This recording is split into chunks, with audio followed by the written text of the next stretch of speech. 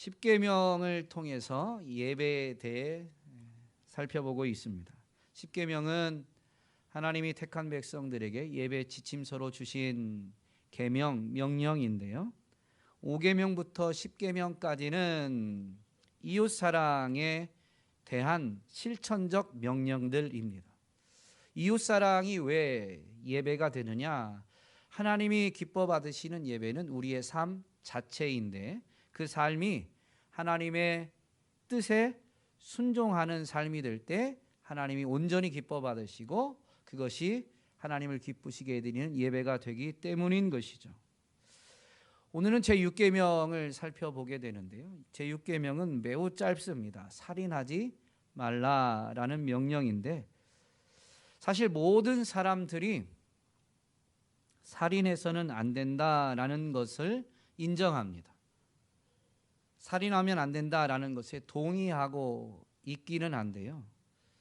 왜 살인이 잘못된 것인가라는 부분은 크게 생각하지 않습니다. 여러분은 어떻습니까? 왜 살인이 잘못된 거예요? 왜 살인하면 안 돼요?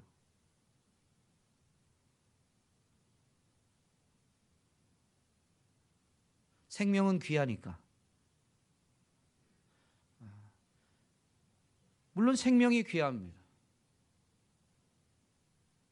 근데 왜 귀하냐는 거죠. 창세기 9장 6절 말씀에 보면 하나님이 홍수로 세상을 심판하신 다음에 노아에게 찾아오셔서 언약을 새로 맺으십니다.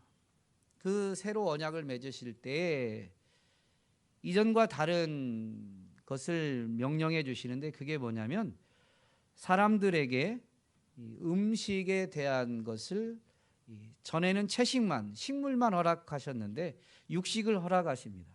그러면서 육식을 허락하신 하나님께서 짐승을 잡아먹되 피채는 먹지 말 것을 분명히 말씀하시죠. 물론 레위기에서 그 이유는 더 명확히 밝혀집니다. 왜냐하면 피에 생명이 있기 때문입니다. 피채 먹지 말라라는 것으로 인해서 사실은 음식으로 그 짐승을 먹긴 하지만 생명의 귀함, 존엄성을 분명히 잊지 말아야 됨을 말씀해 주신 것이죠.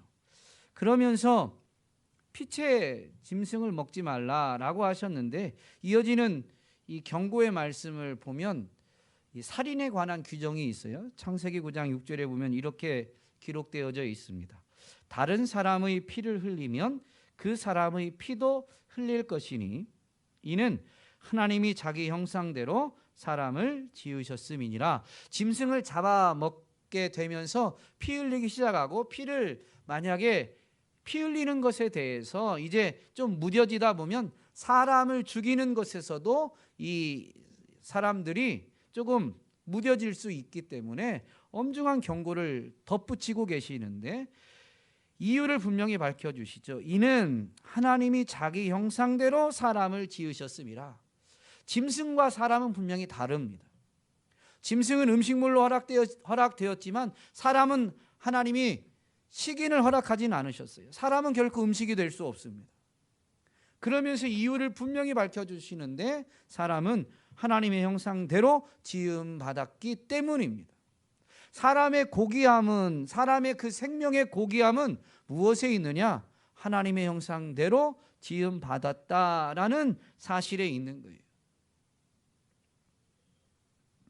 사람의 가치는 그래서 사람의 그 고귀함은 인종에 따라서 차이가 나지 않습니다. 역사적으로 보면 그런 때도 있었지만 어떤 인종이든 동일하게 하나님의 형상을 따라 지음받았기 때문에 인종과 상관없이 사람은 다 고귀한 것입니다.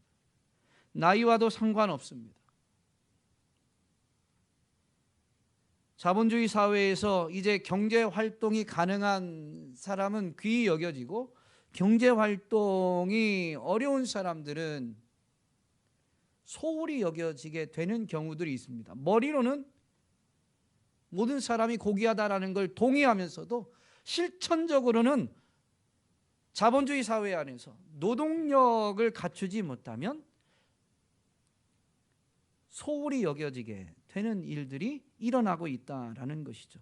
그런데 우리의 삶의 현장에서 이런 일이 일어날지라도 나이와 상관없이 모든 사람은 하나님의 형상대로 지음받았다라는 진리 때문에 고귀한 존재인 것이죠.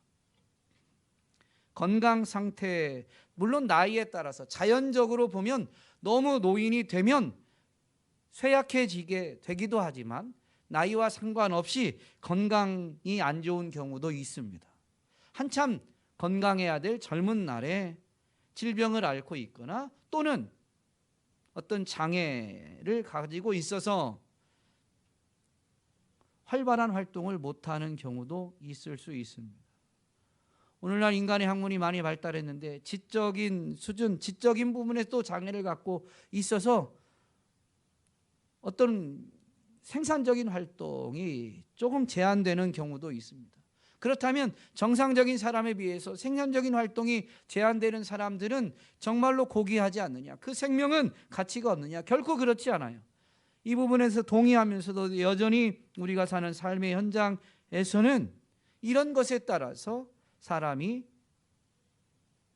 그 존엄성이 온전히 존중받지 못하는 일들이 많이 일어나고 있습니다. 그런데 이 규정, 살인하지 말라라는 규정에서 성경이 분명히 밝혀주는 그 살인이 금지되는 사람의 가치, 사람의 고귀함은 다른 데 있는 게 아니라 하나님의 형상을 따라 지음받았다라는 것에 있다는 것을 분명히 밝혀주면서 사람이라면, 생명을 갖고 있다면 모든 사람이 동일하게 존중받아야 된다라는 것을 우리에게 가르쳐주고 있는 것입니다. 이 6계명 살인하지 말라라는 것은 모든 사람이 동등하게 존중받아야 되는 것을 분명히 가르쳐주는 것인데요. 율법에서 보면 정당방위는 죄가 되지 않음을 분명히 설명해 줍니다. 출애굽기 22장 2절 3절 말씀에 보면 도둑이 뚫고 들어오는 것을 보고 그를 쳐 죽이면 피 흘린 죄가 없다라고 분명히 밝히면서, 그렇지만 그 도둑을 이제 이렇게 해하게 되는 경우가 낮이라면, 해 돋은 후라면 피 흘린 죄가 있다라고 분명히 율법에서 밝히고 있습니다. 낮이라면 위험 여부를 분명히 판단할 수 있고, 그리고 사람들도 활동하기 때문에 그 대상자를 꼭 죽이지 않아도 위험을 모면할 수가 있는 길이 있거든요. 그래서 피 흘린 경우 그 도둑을 낮에도 죽이게 되면 그 피 흘린 것에 대한 것에는 죄가 있지만, 밤에 분명히 상대방의 어떤 의도나 이 준비 자세나 이런 것을 다 파악하기 어려운 밤에 침입해 온 사람이라면 자신의 생명을 보호하기 위해서 그를 물리치고자 한 행동은 정당한 것으로, 죄가 되지 않는 것으로 인정되어집니다. 심지어 율법 안에는 사형제도도 있습니다. 출애굽기 21장 19절에 보면 짐승과 행음하는 자는 반드시 죽일지니라 라고 기록되어져 있고요.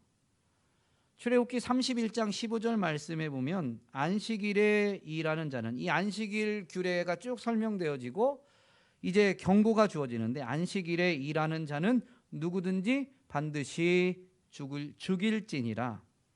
안식일에 일하는 자는 누구든지 반드시 죽일지니라 라고 엄중히 경고하죠. 사형을 시키라는 거예요. 사형 제도가 율법 안에 명시되어져 있습니다. 그렇다면 이 6계명 살인하지 말라라는 것은 무슨 의미일까요? 살인하지 말라라는 이 6계명은 뭐뭐 해서는 안 된다라는 부정형 이 조사와, 그리고 살인하다라는 동사로 이루어져 있습니다. 이때 살인하다라는 동사는 라차흐라는 이 히브리어가 사용되어졌는데요. 이 라차흐라는 히브리어가 물론 살인하다라는 의미인데요. 주로 성경에서는 어디에 많이 사용되어졌냐면 도피성 율법에서 이 라차흐라는 이 동사가 많이 사용되어졌습니다. 여러분, 도피성 제도는 어떤 제도예요? 우발적인 살인을 저지른 경우, 고의적으로 말고요, 실수로 어떻게 사건이 일어나서, 사고가 일어나서 다른 사람이 생명을 잃게 되어지는 경우입니다. 그때 어쨌든 살인을 저지른 그 사람이 의도를 갖고 한 게 아닌 사고이기 때문에, 우발적인 일이기 때문에 죽음당한 사람의 친척에 의해서 보복받을 수 있거든요. 그래서 그 사람을 보호하기 위해서 허락되어진 제도가 도피성 제도입니다. 도피성으로 피하면 그 피해를 입은 죽음당한 사람의 가족들, 친척들이 그 사람을 결코 해해서는 안 된다라는 것이고, 그리고 도피성에 피한 그 사람은 이제 제사장에게 이 사건의 전말을 조사받고 판단받아서 정말로 의도성이 없다면 도피성 안에 머물면서 보호를 받게 되어지는 것입니다. 그러므로 라차흐라는 동사는 물론 살인을 말하는 것이지만 이 단어가 도피성 제도에서 주로 사용되어지면서 이 십계명에서 사용되어졌다라는 것을 생각해 보면, 6계명이 명령하는 것은 고의적인 살인은 당연히 금지해야 되는 거죠. 뿐만 아니라 과실에 의한 우발적인 살인도 금지되는 겁니다. 우발적인 건 어떤 의도성을 갖지 않았음에도 불구하고 금지된다라는 것은 무슨 의미일까요? 이것은 율법에서 우발적인 사건에 대한 경고의 말씀을 살펴보면 알 수 있는데요. 출애굽기 21장 29절 새번역 버전으로 제가 읽어드리겠습니다. 그러나 그 소에게 받는 버릇이 있는데 그 임자가 남에게 경고를 받고도 단속하지 않아서 어떤 남자나 여자를 죽게 하였으면 그 소만 돌로 쳐서 죽일 것이 아니라 그 임자도 함께 죽여야 한다. 무슨 의미인지 이해되세요? 만약에 제가 농경사회에서 소를 갖고 있는데 이 소가 자꾸 다른 것을 들이받는 습성이 있어요. 그래서 어떤 사람을 이렇게 들이받은 경우가 있는 것이죠. 그런 전례가 있어요. 그렇다면 사람들이 어떻게 할 거예요? 당신 좀 소를 좀 관리 좀 잘하시오. 일할 때 외에는 잘 묶어둬라 라는 이런 경고를 할 것이라는 거죠.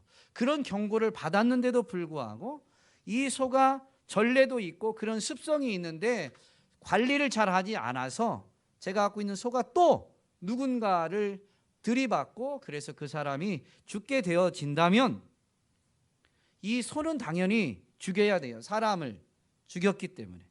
그런데 그런 경고를 받고 관리를 잘해야 되는데 그걸 소홀히 해서 그 일이 발생했다라면 주인인 저도 소와 함께 돌로 쳐 죽여야 된다라는 것입니다. 미연에 방지할 수 있는 우발적 사고라면 일어나지 않도록 방지를 해야 된다는 거예요. 이런 살인은 일어나면 안 된다라는 것이죠. 신명기 22장 8절은 이런 또 말씀이 있습니다. 네가, 성경엔 네가라고 되어 있죠. 네가 새 집을 지을 때에 지붕에 난간을 만들어 사람이 떨어지지 않게 하라. 그 피가 내 집에 돌아갈까 하노라. 이스라엘 지역에서 이 지붕이 평평하고 중동 지역, 뜨거운 그 사막 지역에서 낮에는 지붕 위에서 뭐 활동할 수가 없어요. 그러나 해가 지면 그 지붕에 올라가서 사람들이 활동을 하게 되죠. 뭐 쉼을 갖게 되든 뭐 다른 일을 하게 되든 지붕 위에서 활동이 있습니다. 해가 지고 나면. 근데 고대 사회에서 해가 지고 나면 이 지형지물이 잘 보일까요? 안 보일까요? 쉽게 보기가 어렵죠. 물론 이 조심을 하긴 하겠지만, 그래서 혹여나 다른 사람이 주인인 나라면 활동을 많이 하면 이 지붕 끝이 어디인 줄 알 수가 있는 거죠. 지붕에서 활동해도. 그리고 좀 조심하겠지만 누군가가 이제 우리 집에 방문하게 되면 또 저녁이 돼서 지붕에 올라가는 일들이 있을 수 있는데, 혹여나 그때 처음 오다 보니까 주의를 기울여도 지붕에서 떨어질 수가 있는 거예요. 그래서 그런 일이 만약에 발생하면 그 사람이 내가 끝에 갔을 때 민 것도 아니에요. 그 사람이 좀 더 주의를 기울이지 못해서 떨어진 일이지만, 그래서 죽게 되어진다면 그 피 흘린 것에 대해서 주인은 죄가 없다라고 할 수 없는 거예요. 그 피가 내 집에 돌아갈까 하노라. 그 피 흘린 것에 대한 값이 분명히 그 집에 책임이 있다라는 것이죠. 그래서 미연에 방지하기 위해서 새로 집을 지을 때에도 난간을 만들어야 된다라는 것입니다. 이 6계명이 이렇게 우발적인 살인을 금지하고 있는데, 율법과 연결해서 보면 우발적 살인이 일어나지 않도록 주의를 기울여야 될 것을 자세히 경고하고 있습니다. 그렇다면 6계명이 의미하는 것은 무엇이냐? 이웃의 생명을 적극적으로 보호하라는 거예요. 계명은 살인하지 말라라고 하지만 우발적 사고로 인한 살인도 해서는 안 된다, 일어나선 안 된다라는 명령인 것이죠. 이것을 지키기 위한 적극적인 자세는 뭐냐면 이웃의 생명을 보호해야 된다라는 것입니다. 사실 생명을 보호하기 한다라는 이 관점은 이웃사랑, 이 율법을 요약한 예수님의 설명, 이웃사랑의 계명을 되새겨보면 내 이웃을 어떻게 사랑하라고 예수님이 이 율법을 요약하셨죠? 내 몸처럼 하라는 거예요. 그러므로 이웃의 생명을 보존할 때 자기 생명은 소홀히 하는 경우가 없습니다. 사람은 자기 생명에 애착을 갖게 되어져 있죠. 그런 열심으로 그만큼 집중해서 이웃의 생명에 관심을 기울이고 그 생명을 보호하는 일에 동일하게 힘써야 된다라는 의미입니다. 사람이 오늘날 자신의 생명을 보호하기 위해서 어떤 일들을 할까요? 여러분은 여러분의 생명을 보호하기 위해서 어떤 일을 합니까? 여러 가지 일들을 하겠죠. 요즘은 뭐 비타민도 많이 드시고 여러 가지 건강 보조제들 많이 드시고 계십니다. 근데 그런 것들을 한마디로 압축하면 뭐가 되냐면요, 돈을 많이 벌려고 합니다. 자본주의 사회에서는 돈이 힘이 돼서 돈이 우리 자신을 보호해 주는 것처럼 생각합니다. 그래서 경제적으로 어느 정도 되면 나는 이제 보호되어진 것처럼 착각합니다. 이 계명을 잘 생각해 보면요, 서로가 서로의 생명을 귀히 여기고 그 생명이 보호받도록 서로 힘쓰는 거예요.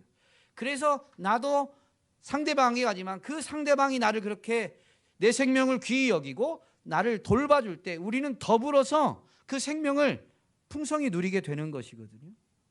그런데 자본주의 사회에서 오늘날은 어떠하냐면 내가 다른 사람을 돌보고 다른 사람이 나를 돌보는, 우리가 서로 도와서 생명을 보호받고 안전을, 평안을 누린다라고 여기지 않고 돈이 생명을 보호해주고 돈이 우리의 삶에 평안을 가져다 준다고 착각하고 있습니다. 오늘 그리스도인 우리는 세상이 그런다고 해서 우리도 혹시 그런 가치에 오염되어 있지는 않는지를 점검해야 돼요. 오늘날 그리스도인들도 복음이라고 말하지만 하나님을 믿는 믿음이, 예수 그리스도를 믿는 믿음이 내 삶의 안전, 내 삶의 평안만을 위해서 하나님의 은혜가 필요하다라고 할 때 그 은혜는 뭐냐면 내가 부자가 되는 데 있는 겁니다. 근데 하나님의 복음이 그런 게 아니에요. 부자 되어지면 나는 안전하다라고 착각한다라면요, 더 이상 다른 사람에 대해서 관심 갖지 않아요. 내가 부자 되는 것에만 관심을 갖게 되는 것이죠. 그래서 오늘날 우리 부모님 세대보다 우리 세대가 경제적으로 훨씬 많이 풍요로워졌습니다. 대한민국에 있는 우리 세대보다 우리 부모님 세대는 보릿고개니 하면서 정말 경제적으로 너무 어려운 시기를 지나셨어요. 그 시기에 부모님의 시대에 비하면 우리 세대는 매우 풍요로운 시대를 살고 있지만, 오늘날 우리나라 안에서 우리의 삶에 대해서 말하는 아우성들이 무엇입니까? 이 땅이 살기 어렵다, 헬 조선이다 라고 하면서 더 힘들어졌다는 거예요. 왜 그럴까요? 왜 이렇게 경제적으로 훨씬 풍요로워졌는데 왜 더 살기 어려워졌을까요? 서로가 서로를 돌아보지 않기 때문입니다. 이 속이는 거짓말에 우리도 동일하게 속고 착각 속에 살고 있는 거죠. 돈이 우리 자신을 보호해 준다라고, 돈이 우리에게 평안을 가져다 준다고, 안전을 가져다 준다고 착각하기 때문입니다. 그러면서 돈 버는 일에만, 부자 되는 일에만 집중하고 있기 때문인 것이죠.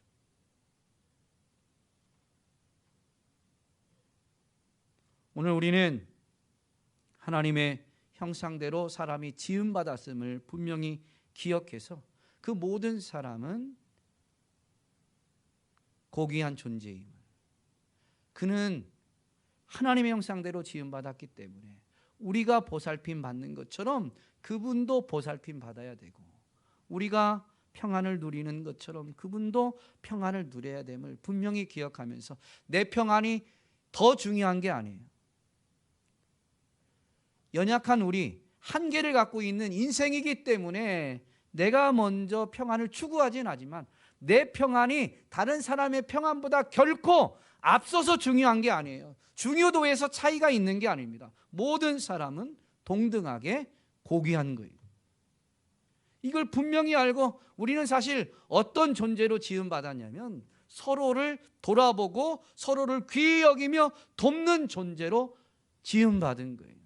이것을 위해서 하나님이 주신 명령이 뭐냐면 살인하지 말라라는 것을 넘어서서 이 계명을 요약한 내 이웃을 내 몸처럼 사랑하라라는 계명인 것이죠.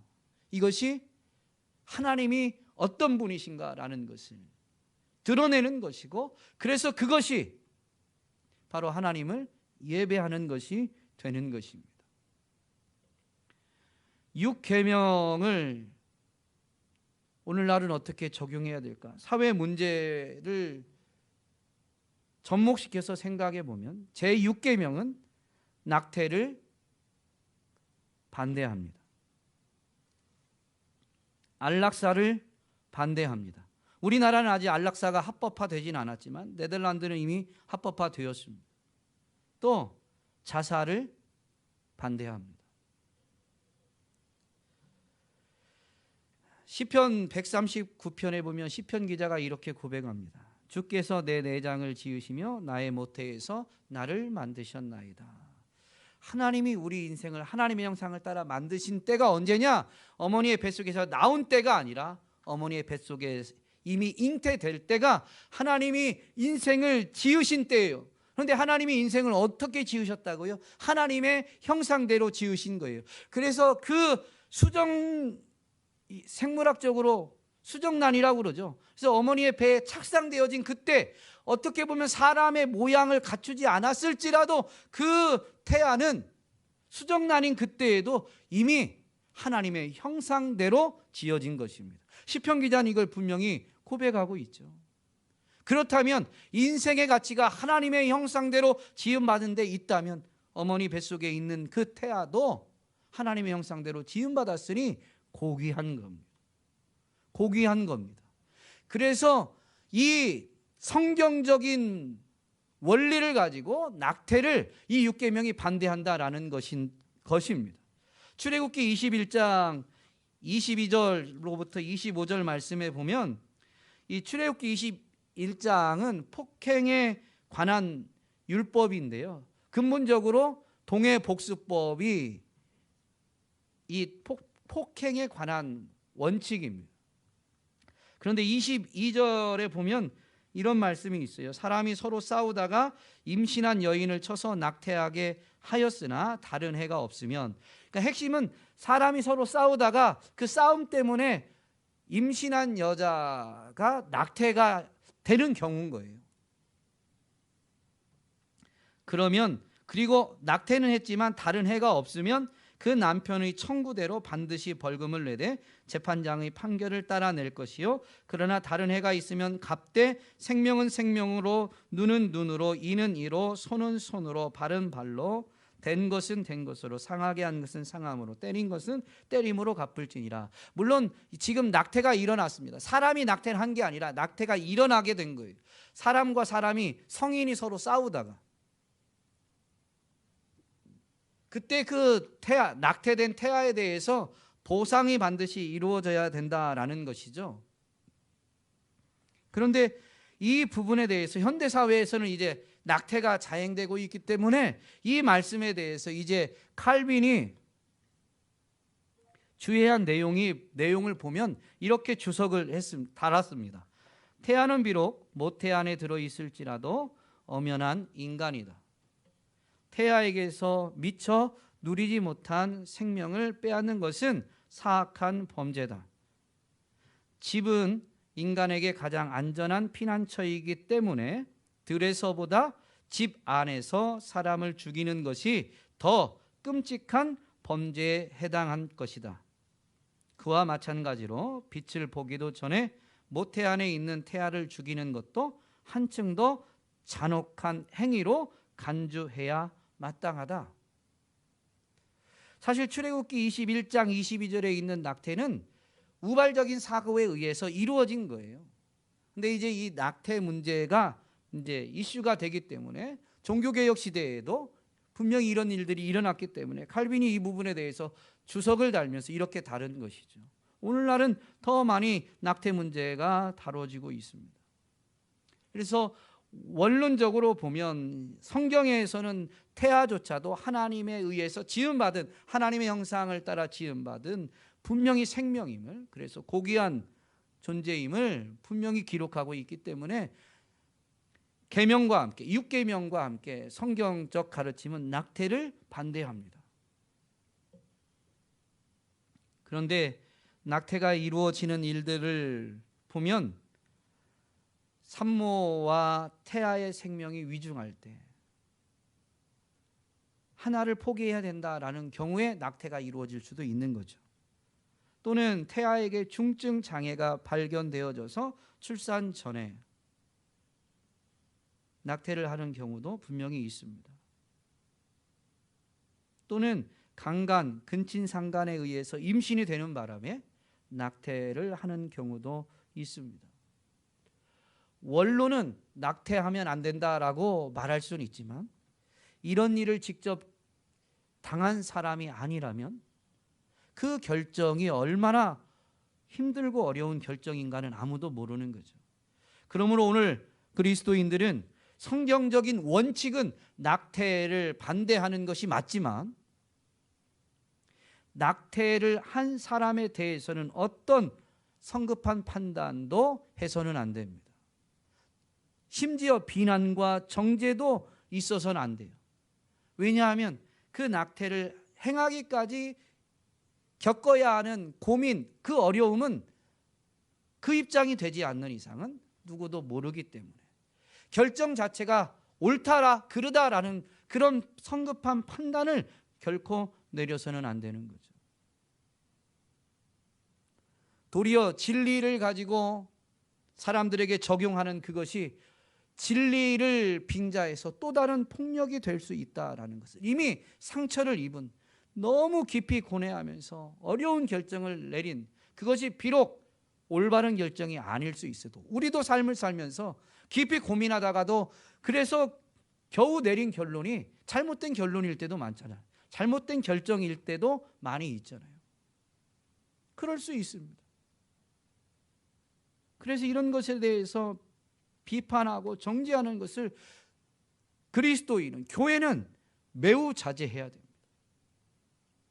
안락사도 마찬가지입니다. 네덜란드에서 세계 최초로 합법화가 되었지만 그 법이 통과되기까지는 여러 가지 사항들을 고려해서 합법화 시켰어요. 그런데 참 인간의 타락한 본성이 이게 합법화되고 난 다음에 네덜란드 내에서 일어나는 일들을 보면 안락사에 대한 결정이 자발적인 결정보다는 비자발적인 선택으로 이루어지는 일들이 이제 더 많이 일어나더라라는 것입니다.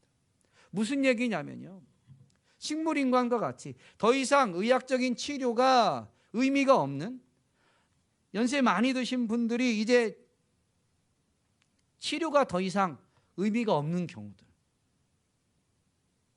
그런데 이제 산소호흡기 달고 여러 가지 생명 연전 장치를 달면 호흡이 끊어지진 않아요. 살아있을 때 살았다고 말할 수 없는 그런 경우들이 있거든요. 그런 경우 본인이 의사를 표현하면 안락사를 허용한다든가 이렇게 되거든요. 그런데 이 식물인간이나 또는 어떤 연로하신 분들이 정말로 거동도 못 하시면서 이제 지내게 되는 경우, 그 치료비가 고스란히 환자 가족이 부담하거든요. 그러다 보니까 환자 가족에게 이것이 짐이 되어져서 점차 합법화된 이후에는 점점 더, 처음부터 그런 게 아니라 시간이 흐르면서 이제 환자에 의한 안락사가 아니라, 자발적인 안락사가 아니라 환자 가족에 의해서 안락사가 요구되는 일들이 많아지더라라는 것입니다.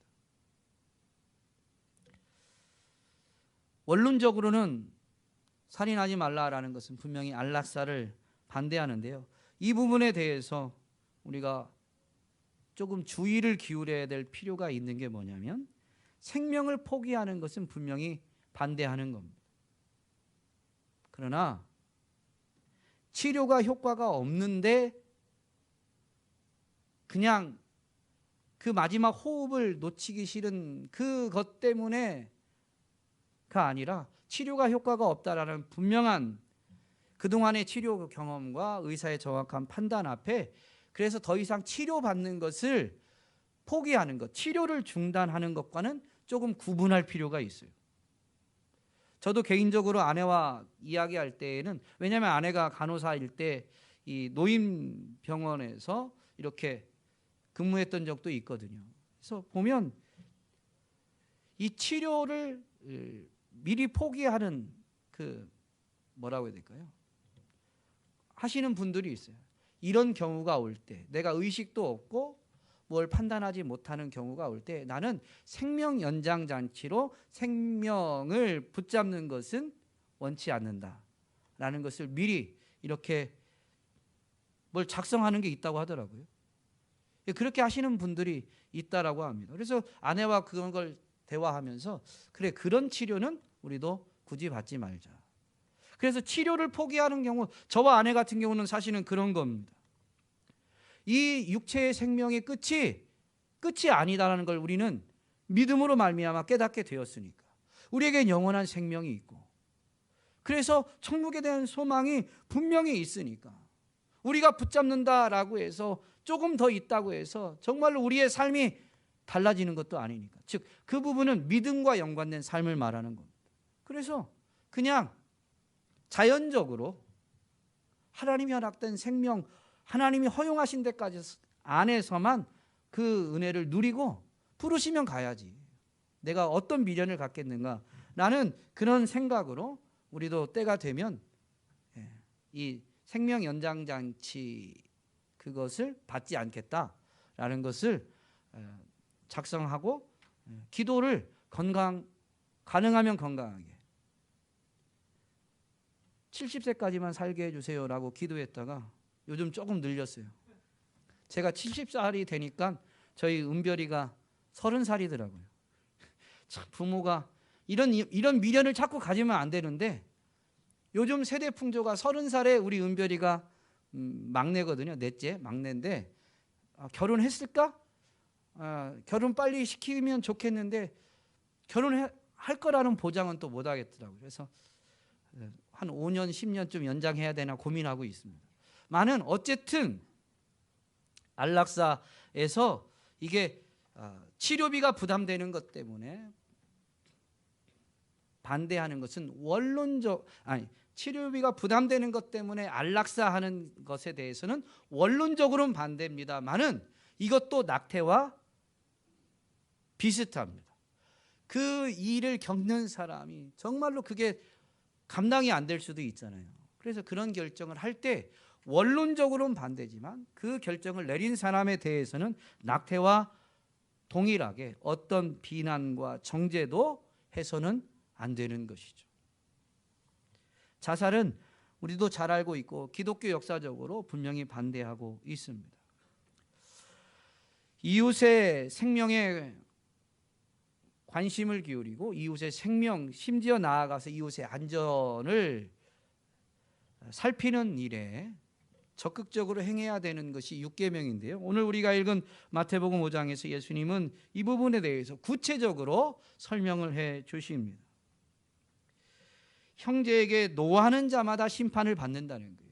분명히 요한일서 3장 15절 말씀에 보면 자기 형제 자매를 미워하는 사람은 누구나 살인하는 사람입니다 라고 분명히 말씀에 기록되어져 있어요. 그러므로 형제를 미워하는, 오늘 22절에 보면 형제에게 노하는 자마다 심판을 받는다라는 거예요. 그 미워하는 마음, 노하는 마음이 분명히 어떤 행동으로 이어지는데, 이어지는 말씀에 보면 언어로, 욕설로 이렇게 이어지게 되어 있죠.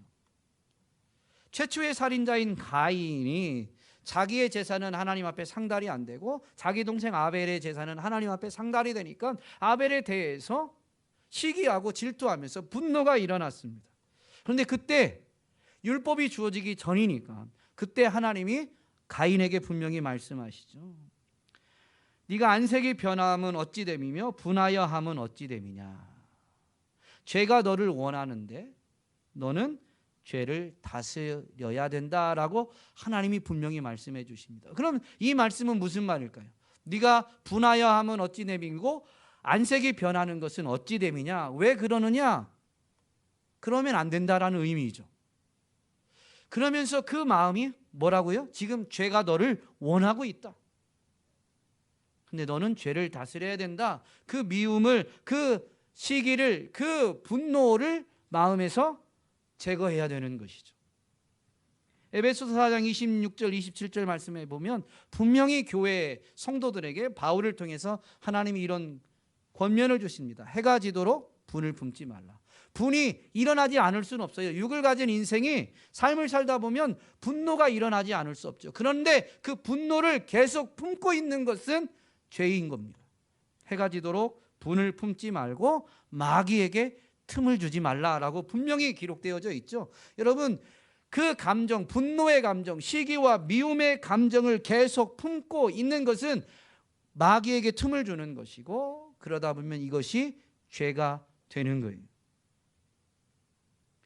예수님은 이 계명, 옛사람에게 들은 바 살인하지 말라라는 이 계명에 대해서 분명히 적극적인 자세로 취해야 될 행동들을 가르쳐 주시는데, 마음의 미움이나 분노를 제거해야 됨을 분명히 말씀하십니다. 그래서 언어, 이 욕설이나 언어 폭력을 금지해야 됨을 분명히 가르쳐 주시죠. 심지어 이 말씀에 보면 23절에 보면 그러므로 예물을 제단에 드리려다가 거기서 내 형제에게 원망 들을 만한 일이 있는 것이 생각나거든. 예물을 제단 앞에 두고 먼저 가서 형제와 화목하고 그 후에 와서 예물을 드리라 라고 말씀합니다. 그러면서 이어지는 말씀에는 고발하는 자와 길에서 만난 경우, 이건 이제 법원 재판에 대한 비유인데요. 제물을 드리는, 이 예물을 제단 앞에 드리는 비유와 같은 건데, 같은 의미인데 두 번 설명하신 거예요. 어쨌든 결론은 뭐냐면 화해하는 건데요.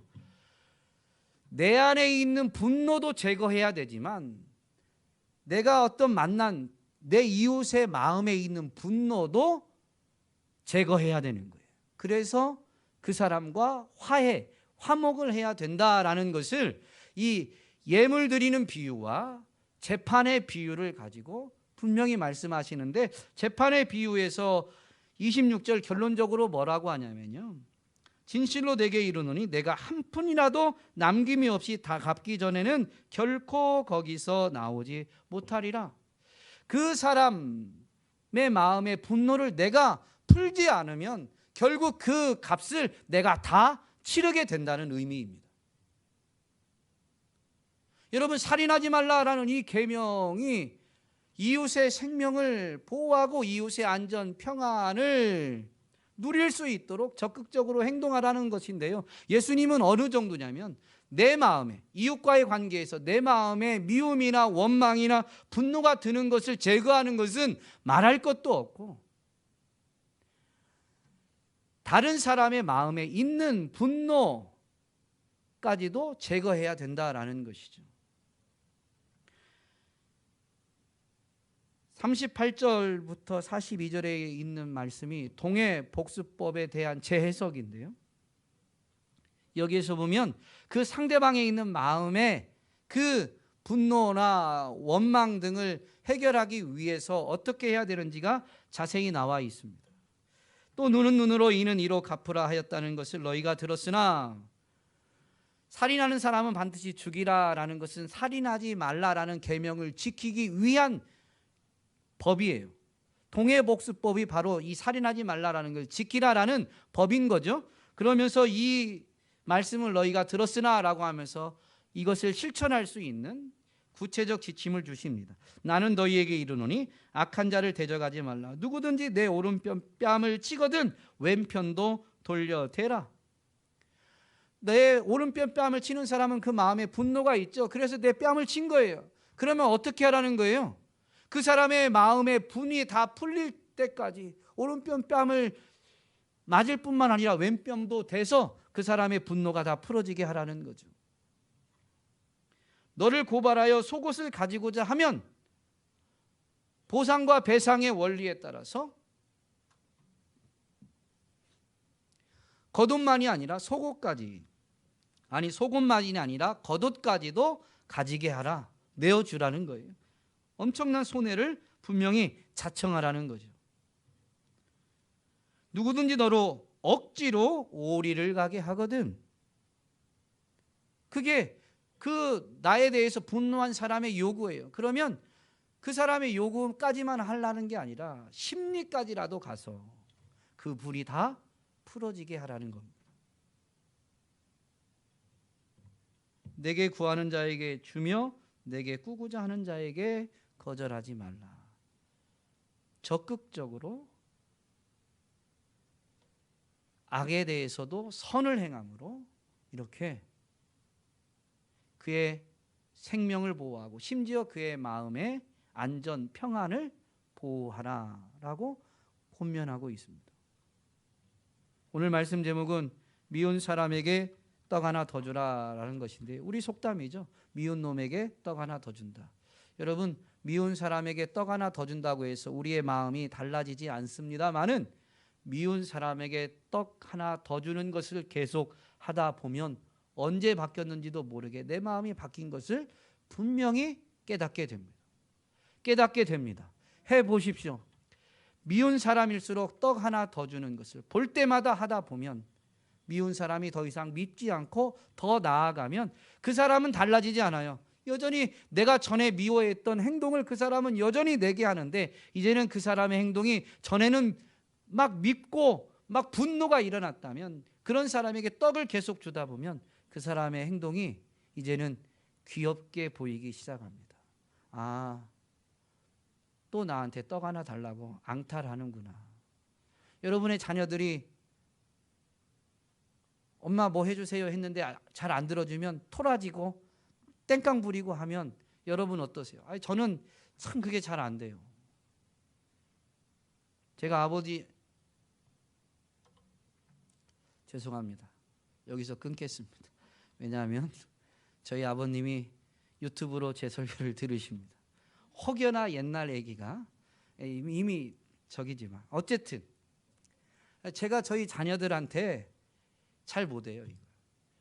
특별히 아들들한테 못해요. 이게 아들들에게서 제가 제 모습을 좀 봐서 그런지 모르지만 아들들이 이렇게 한 번에 순종을 못하면 막 제가 좀 버럭 화를 내는 경우들이 많이 있거든요. 근데 딸들한테는 좀 그러진 않아요. 이게 제가 제 잘못입니다만은 어쨌든 자녀들이 뭔가 이렇게 하는데 토라지면 여러분 어떻게 하세요? 나쁜 행동이네. 제가 아들들에게 하는 것처럼 이렇게 한 번에 순종하지 않고 삐지고 토라지고 앙탈 부리면 야, 너 아빠가 이렇게 말했는데 안 해? 막 이렇게 하면 안 되죠. 딸들에게 하는 게 잘하는 건데 어쨌든 그런 경우 어떻게 하세요? 여러분은?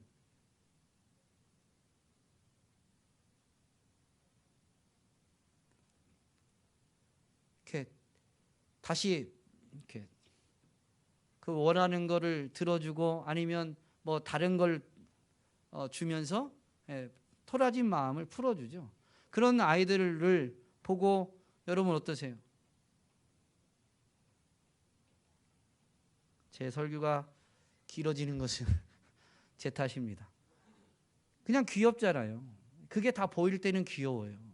그러니까 미운 사람에게 떡 하나 더 주다 보면 어느 순간에 그 사람의 미운 행동이 나를 좀 봐달라는구나.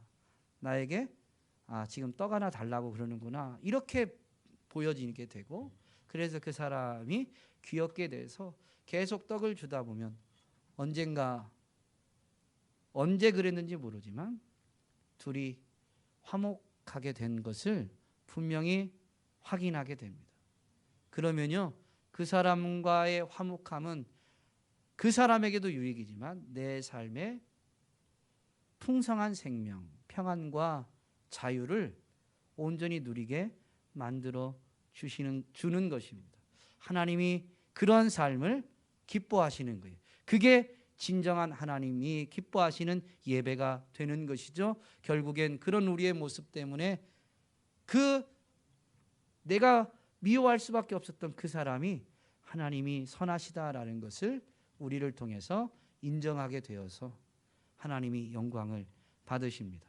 오늘 하나님 앞에 온전한 예배로 영광 돌리는 저와 여러분이 다 될 수 있기를 간절히 소망합니다.